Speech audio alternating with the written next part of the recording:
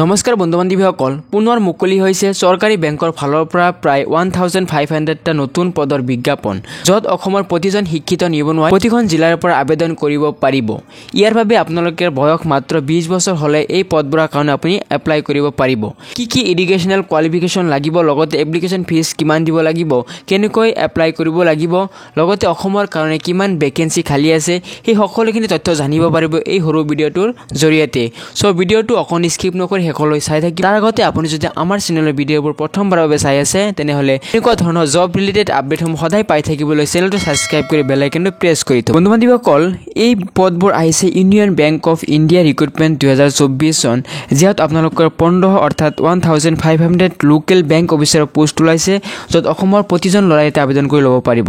তো আপোনালোকে তলফালে চাই আপোনালোকে চাব পাৰিব যে এই পদবোৰ ওলাইছে, আৰু ইয়াতে আপোনালোকে লিখা আছে যে union bank of India has released employment notification for recruitment 1500 local bank officer, যাক LBO বুলি পোষ্ট বুলি কোৱা হয়। ইয়াৰ বাবে আপোনালোকে অনলাইনত এপ্লাই কৰিব লাগিব। ইয়াতে লিখা আছে name of the post local bank officer LBO। Total post আছে আপোনালোকৰ 1500টা। তো অসমৰ কাৰণে কিমান পোষ্ট আছে অলপ পিছত কৈ আছোঁ।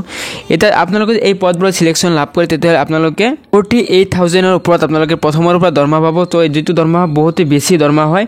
তো আপোনালোকে যদি এই পদবোৰত আবেদন কৰিব বিচাৰে বা আপোনালোকৰ কোৱালিফিকেশ্যন মিলে, নিশ্চয় আপোনালোকে আবেদন কৰিব, কাৰণ বেংকৰ জব হয়, চৰকাৰী বেংকৰ জব হয়। কাৰণ যিহেতু অসমত বৰ্তমান চাকৰিৰ অভাৱ, তো আপোনালোকে যি ভেকেঞ্চি আহে আপোনালোকে নিশ্চয়, যদি আপোনালোকে এডুকেশ্যন কোৱালিফিকেশ্যন মিলে, আপোনালোকে এপ্লাই কৰি থৈ দিব। আৰু আপোনালোকে ইয়াতে এজ লিমিটটো লাগিব আপোনালোকৰ 20 বছৰ, যদি আপোনাৰ মিনিমাম এজটো লাগিব 20 বছৰ, আৰু মেক্সিমাম আপোনাৰ 30 বছৰলৈকে আপোনালোকে ইয়াতে আবেদন কৰি ল'ব পাৰিব।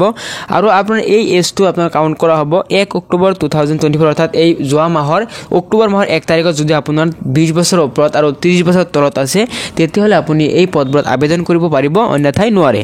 এতিয়া আপোনালোকে জানে ভাৰত চৰকাৰে যিকোনো চাকৰিৰ কাৰণে আপোনালোকৰ SC ST 5 বছৰ, OBC MOBC 3 years আৰু PWD আপোনালোকে ইয়াতে 10 বছৰকৈ এজ ৰিলেক্সন পাই যাব।